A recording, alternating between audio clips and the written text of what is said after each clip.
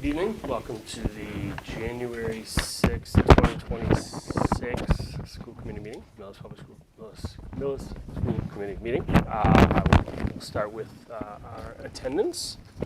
Ms. Canistrai. Here. Excellent. Ms. Briggs. Here. I am here. Mr. Underhill. Here. And Mr. Reyes. Here. Excellent. Ms. Superintendent Mulaney is here as well. I'll read this announcement, then we'll get into the agenda. So this meeting is being recorded and can be viewed on Mondays at 7 o'clock p.m. on Comcast Channel 8 or Verizon Channel 37. All meeting videos are also posted to the Millis Public Schools website under School Committee. All videos are also available on YouTube. All school committee minutes and agendas can be found on the School Committee page of the Millis Public Schools website. Persons wishing to speak during open session must sign in before the meeting starts. Comments are not to exceed 3 minutes in time. Individuals may not name students, staff, or parents. All topics for discussion must be limited to those items listed on this evening's agenda, and all comments must be directed to the chair. The committee may not respond to public comments. It should be their decision to discuss issues at a later date, and all times are approximate. No one for public comments? Yes. Okay. Excellent. Well, come on up, Nicholas. Happy New Year.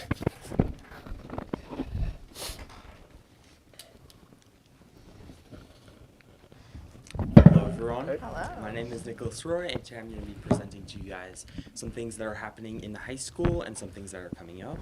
I hope everyone had a great holiday season, and I'll get right into it. Classes resumed yesterday on January 5th, where students are getting back into the flow of doing work. Additionally, on January 16th, Term 2 will end, with Term 3 resuming on January 20th. So students are getting their academic affairs in order. On January 19th, we will also not have school due to Martin Luther King Jr. Day. For clubs, the chemistry club successfully did their STEAM drop-off night on December 19th, where some of your kids attended, and it was to raise money for possible future field trips, lunch activities, and future chemistry club events. DECA has their district conferences on Thursday and Friday of this week, so we're wishing them all good luck as they compete against other towns in business-related challenges. The STEAM Scholars are participating in a fully paid 3-day field trip centered around microbial symbiosis at Woods Hole going on from January 21st to 23rd, where the STEAM Scholars get to practically be scientists for a couple of days. Thank you to the school committee for approving the overnight stay. Thank you to Mrs. Streck and Ms. Cheney for getting funds for us to go to Woods Hole for free, and thank you to Merritt for providing money for the buses to get there and back. For sports, before winter break, Jaden Montero jumped 19 feet 6 1/4 inches to break the indoor long jump record for Millis Athletics. Additionally, yesterday night, Millis Mohawk girls varsity basketball beat Holliston 62-42. Tomorrow, both the girls and boys varsity indoor track and field teams will compete at Wheaton College against Medway High School. Boys varsity basketball will also play at Millis High School against Westwood, and girls varsity basketball will compete away at Westwood High School.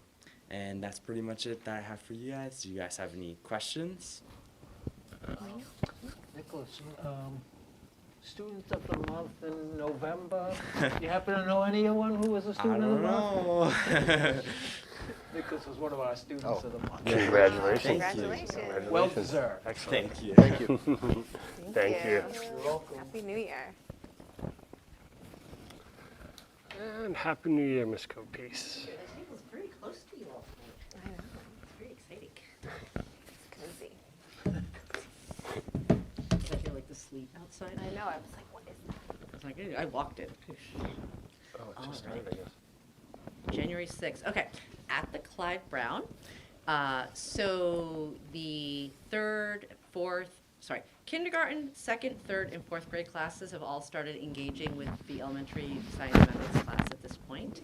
So we are at the phase where the my students are designing their own lessons, re-engineering the lessons when they don't work, and re-engineering the content, and modifying lessons up levels, down levels, and the elementary kids are getting some really great science experiences. We have Mr. Nardone's class coming over tomorrow to do a Feel the Heat lesson, where they'll be looking at exo and endothermic reactions and actually graphing the temperature change and like getting kind of explorations of that, so that's pretty exciting. And then next week, period 4 is headed over to Ms. Baglioni's class to do a light and color lesson, and we're doing an erosion lesson in Ms. Municello's class, so it's really taken off. So thank you for having faith in us last February. It's been a really positive experience overall, and so if at any point you're interested in my bringing in any of the students so you can ask them about it, I am happy to bring them with me on a given evening. So if there's an agenda that's a little lighter and a little less weighty, let me know and I'll bring them in. Great. And I've actually even had a couple who have said, you know what, I might think about going into education. I didn't know I'd be good at this. Oh, good. So that speaks, I think, miles about what we're doing. Next Thursday on the 15th, Clyde Brown will host the Very Determined Dog, the Very Determined Dog and her owner Maureen at the All-School Assembly. Ivy is a French bulldog who has overcome many obstacles and will share her story of resilience with everyone at CFB. This program is coordinated by the PBIS team and generally sponsored by the Home and School Association. And on the 23rd on Tuesday, the 23rd of December, at the All-School Assembly, 5th grade leaders presented the Millis Food Bank with a large amount of items that the Clyde Browns and their families had donated over the month of December. And if you had been in that hallway, you could see the pile of food growing there every week. It was most impressive. And then over the next few weeks, they'll be completing their mid-year progress monitoring in reading, math, and SEB. The data collected will be used to help teachers work collaboratively with the reading and math specialists and school counselors to determine which students would benefit from Tier 2 interventions. At the middle school, the 6th graders are finishing up their unit on cells by creating posters where they compare animal cells to the school building, and they compare plant cells to the Millis community at large. So it's kind of an interesting analogy, and I'm kind of excited to go up and take a look at them because I know they will be in the hallway, so it'll be fun to see. 7th graders are learning about writing and solving and graphing inequalities. There was a school-wide friendly math competition on IXL upstairs. So on the week of December 15th, they competed to see who could answer the most questions accurately. And the top 3 students from each grade are as follows. In grade 6, it was Kara Sedek, Richard Woods, and Oliver Banoob. In grade 7, it was Rayon A. I don't want to completely destroy it. Abelmelaguid? Anyone? They gave me the phonetic on the first name, but not the last name. Emma Tobin and Connor McGuire. And in grade 8, it was Logan Termini, Raya Pillai, and Anthony Lake. So congrats to those math students. 7th grade Spanish students are learning about the foods they eat for breakfast. And in immersion, they are learning how to conjugate ER and IR verbs in the preterite past tense. I don't speak Spanish, but it sounds like fun.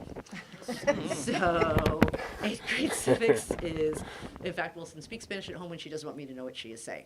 So it's a good time. 8th grade civics is starting to learn the structure of the U.S. Constitution. English classes are exploring a unit on the 3 types of irony and reading and exploring Shirley Jackson's The Lottery. At the high school, we are moving rapidly along with our NEASC prep. We have, as a staff, voted on the reflections on standards 1 and 2, and those have been approved. And on January 30th, at the early release day, we'll be looking at standards 3, 4, and 5. And then that visit is rapidly approaching in the beginning of March. So it's actually, I found the whole process really interesting this time. I do like how they've sort of modified this middle of the road piece. So it's been nice to have a chance to sit with colleagues that I don't always sit with and get to talk about all the wonderful things that we are doing here. So that's been fabulous. And Ms. Bartley is headed to the METG Festival Kickoff Meeting in Weymouth this weekend. So the Spring Drama Club does the one-act play. It's always student-directed. I believe Chase O'Connell is directing it this spring as part of his senior project. But you still need an adult to sign off on everything and be part of everything. So Victoria will attend that kickoff meeting, and then they'll be able to start their rehearsals next week. And then finally, coming from the library, Mr. Carter reports that last calendar year, the library had 2,655 checkouts of library books and other materials. The top book checked out was The Night She Disappeared by April Henry, published in 2012, followed by The Maze Runner, interestingly. Well, that's another oldie, but so those are the exciting updates from around the buildings. Any questions? No, thanks. No, Thank you. All right, thank you. And Thank you very much. great rest of your meeting.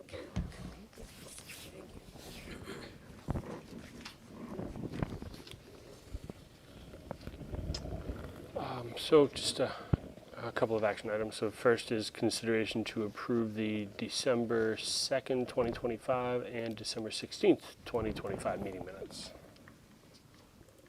Mr. Chair, Ms. Canistrai, I make a motion to approve the December 2nd and December 16th, 2025 meeting minutes. Second. moved and seconded. Any discussion? I was unable to attend the 16th, so I can't vote, or I can't approve that one, but I can approve the 2nd. Should we separate? Yeah, I think we should Yeah, why don't we separate. just separate? Yeah, okay. Mr. Chair, Ms. Canistrai, I make a motion to approve the December 2nd, 2025 meeting minutes. Second. moved and seconded. Any further discussion? All in favor? Aye. Passes unanimously. Mr. Chair, Ms. Canistrai, I make a motion to approve the December 16th, 2025 meeting minutes. Second. moved and seconded. Further discussion? All in favor? Aye. Aye. Passes unanimously. Yep.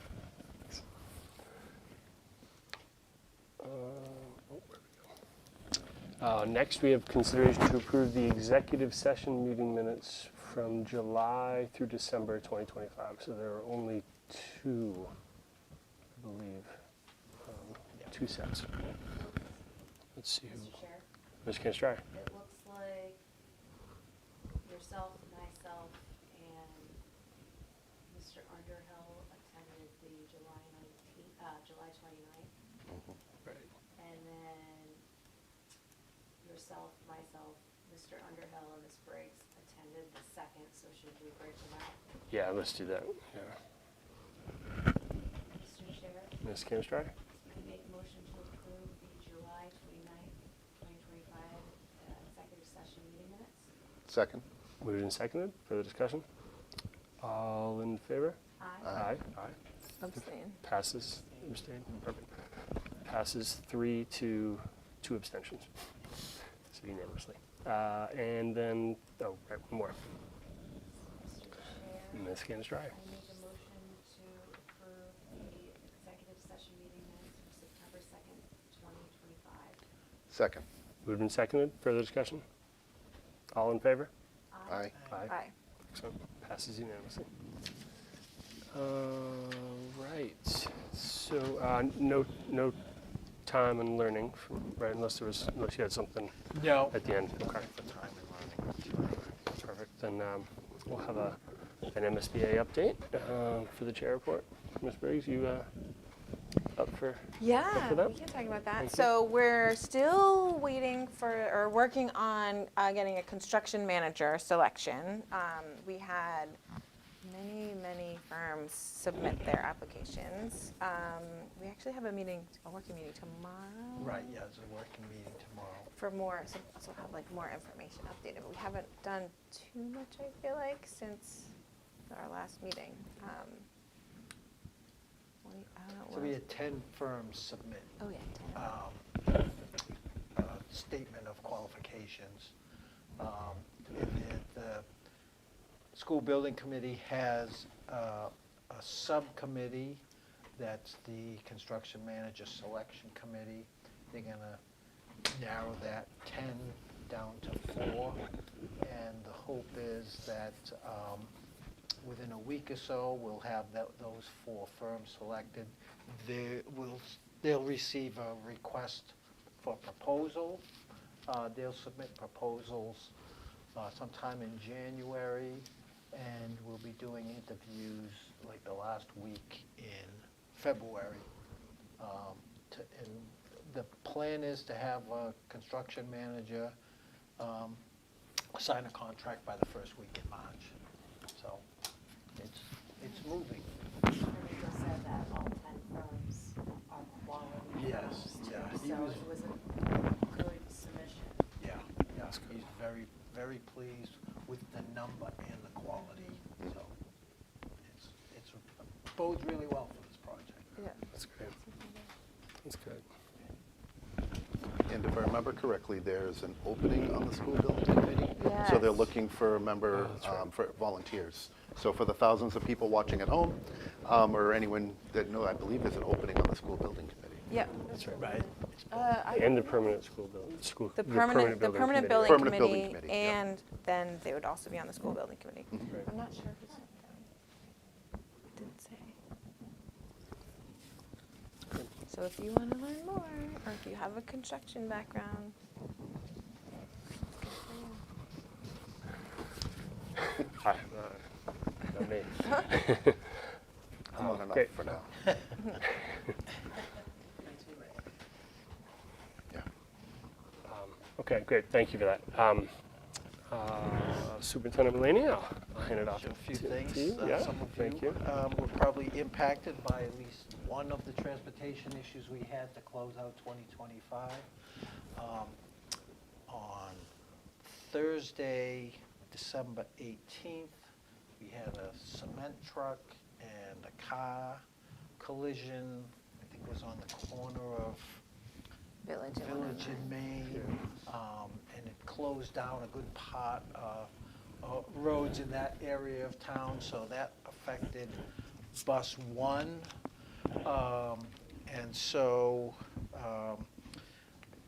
since we couldn't drop most of the kids on bus one off, a message was sent out that bus one parent guardians would need to get to the school and pick up their kids, or if their road was closed, have a neighbor or an emergency contact come and pick up their kids. At the middle high school, it happened right when we were like letting the kids out.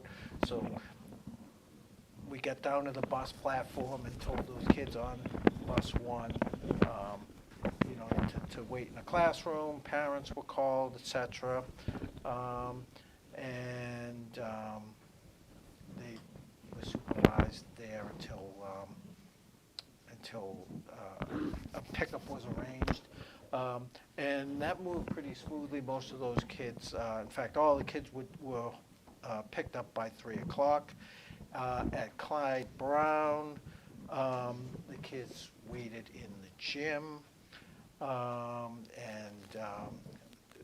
Credit to the staff at both schools for stepping up. And at Clyde Brown, they had the kids running around. The kids had a great time. So on Thursday, by about 10 minutes of 4, everyone was picked up. And then, we said, oh, good, we survived that. And then the next day, we have a weather episode, and winds were knocking down trees and limbs all over town. And that situation was a little more challenging because a road would be closed, the town crews would get there, clean up the mess, and the road would be open. And in the meantime, another branch would fall down on another street, so it was more fluid. It affected more buses. Police were very busy that day, so SRO Shelley Manganello was great getting us information as quickly as she could. So at the middle high school, parents, guardians of students whose streets we knew were closed were contacted in a similar process as the day before. The buses went out with the idea that if all of a sudden the street's closed, you bring those kids back and we'll call. Fortunately, every kid that went out on bus at the middle high school was able to get dropped off at home. And then at Clyde Brown, parents and guardians were notified to check their emails for updates on road closures that were impacting the routes. And then we found out that some parents weren't getting the messages. So another email went out just informing parents that if you have questions or you want to change your kid from a bus student to a pickup student, call the school. Again, a shout out to the office staff and the teachers for jumping in and handling a lot of calls and being very polite, professional, informative when they had information, and working with people. the students whose roads were closed were again kept in the gym, and the last student was picked up around 4 o'clock. Most kids were picked up well before 4. On a normal day, the last bus probably drops off its last student around 3:40, 3:45. So in the scheme of things, not that bad. But it was a pressure test for our system, both days for sure, and they have them back to back. So we found out a few things. First of all, Clyde Brown kids identify the buses by color, not necessarily number. In the middle and high school, the kids identify the buses by number. And so this caused some confusion. So in the future, when I send out my messages, if we have something like this, I'll say bus 1, green, route affected. It's related, Yes. which is interesting, because this is the first year that they've done a color for the CFP buses. Yeah, So yeah, it's so almost like, the, and I guess the idea was, because our bus numbers don't make much sense. I mean, we have a bus 21. We don't have 21 buses in Millis. We have a bus 21. So,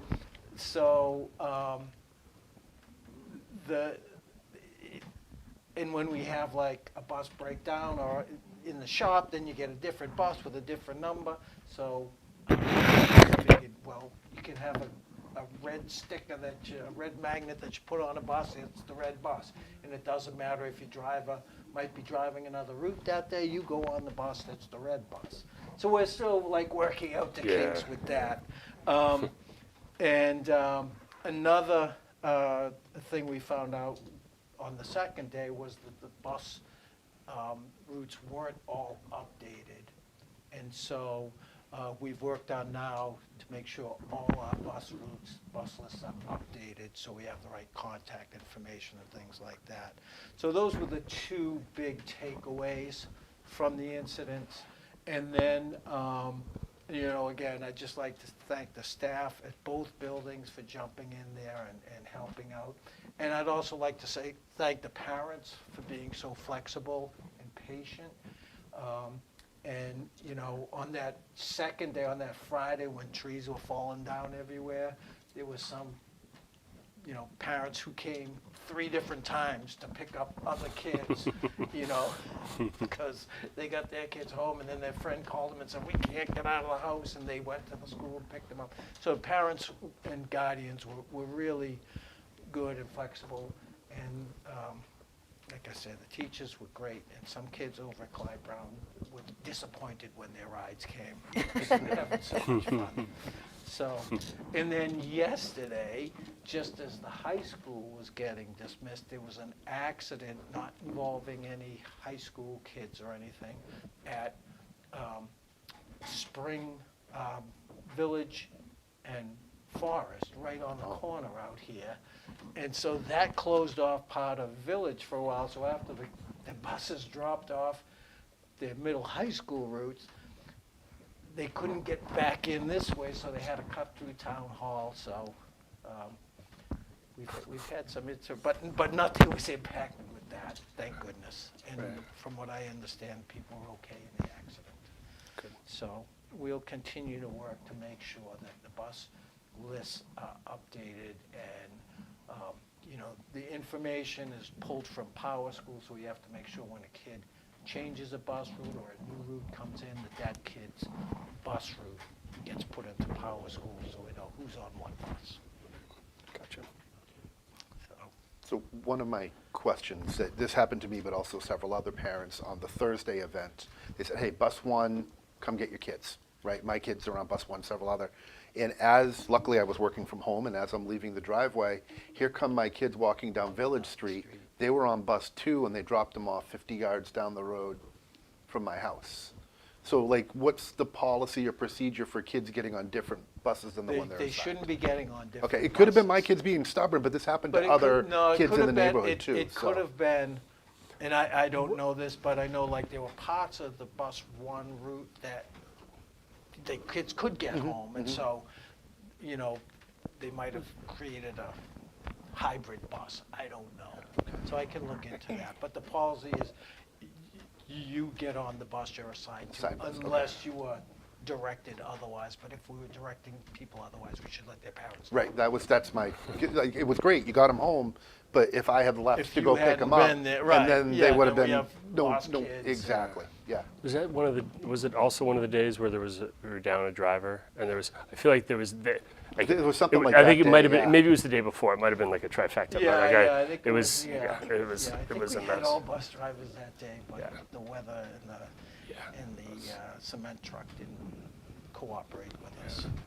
And I mean, it sounds like you didn't have, like, the phones weren't like blowing up with people No, having, like, that's people were good. very understanding, and again, you know, I was over in the office for the Clyde Brown dismissals both day. I was so impressed with the office staff handling the calls and things like that. That's great.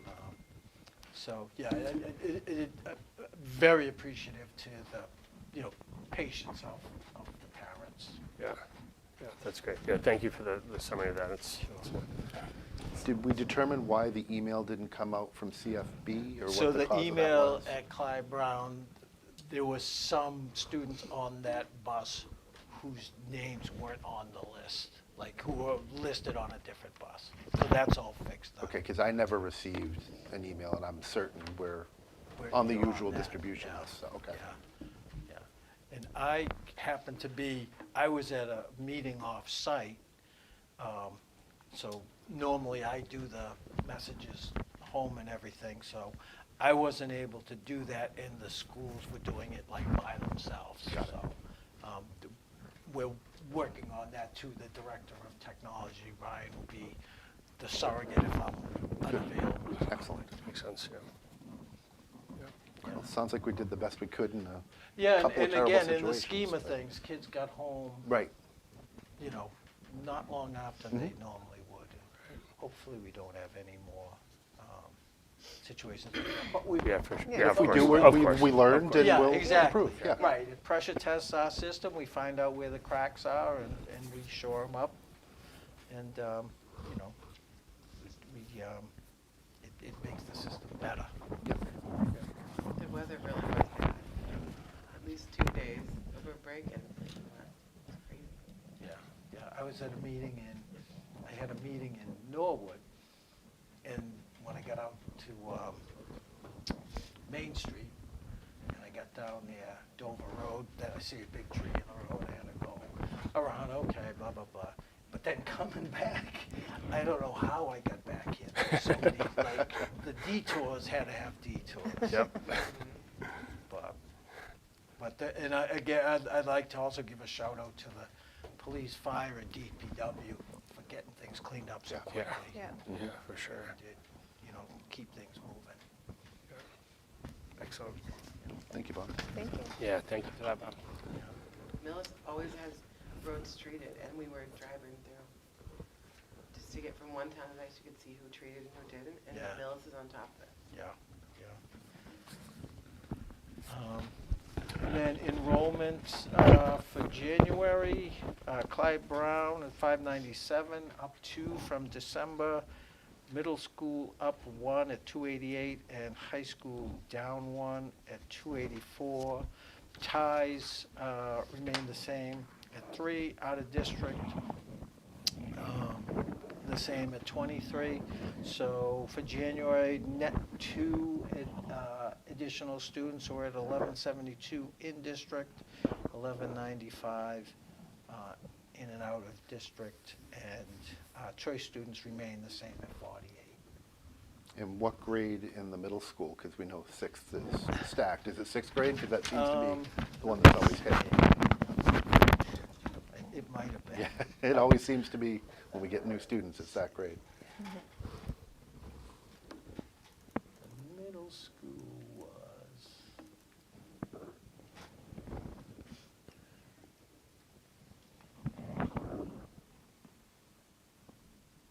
Sorry, if you don't have grade no 7 and change, 8. right? Grade 7 and 8, Yeah. okay. so yeah, so the 6th grade stays at 106. Up from 104 in November. Right, but- right. And then I just have an update on the FY26 budget, our current budget. Shalene Volpe, our business official, has a memo in the packet. So in terms of salary, we're at 40% of our 41% of our salary budget and 49% of our expenses that have either been spent or encumbered. And so that's right on track. You know, we're 50% through the school year. So as Shalene notes, we're in a favorable financial position.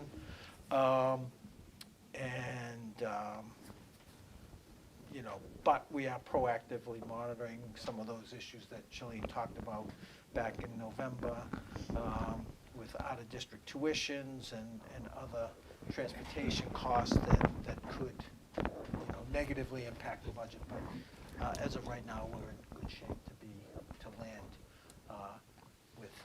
within our budget this year. Like to ride that wave. Yeah, for sure. So,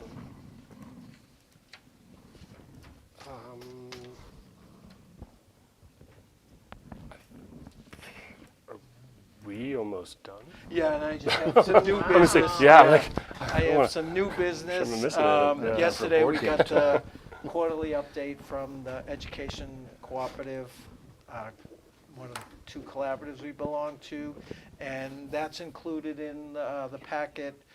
Includes the FY25 financial audit for the collaborative, and it was a good report. No findings, no recommendations. The collaborative's in fairly strong financial shape. And the report also includes the FY25 annual report, which is it's a nice wrap-up of the year, discusses the different services they provide. And that's also available on their website. So, and as I said, tech is strong financially. Is so tech is when divesting from TECA? They're Yes. Are they? Yeah. Is that TECA deciding it or Tech Yeah, deciding so, it? yes, so TECA and when TECA, which is the online school, one of the Massachusetts online schools, when TECA first was created, probably 10, 15 years ago, to be a virtual school in the Commonwealth, you needed a sponsor. So TECA, Tech was the sponsor for this virtual school. And so the name was, the name of the school was TECA, the Educational Cooperative. Connections Academy. Yeah.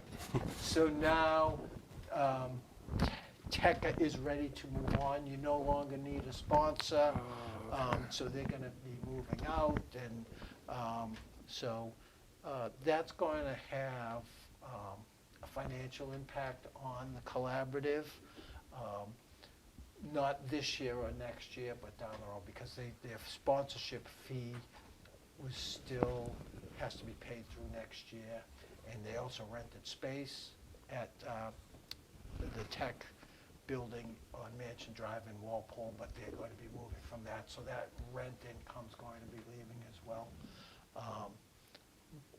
But it's going to impact Tech financially, but the data privacy consortium that Tech runs is frankly a cash cow. So they'll be able to absorb that loss. And whether it's bringing some programs that they've been renting space for over to Mansion Drive, or renting out that space at Mansion Drive, they'll be able to mitigate some, not all of that rental income.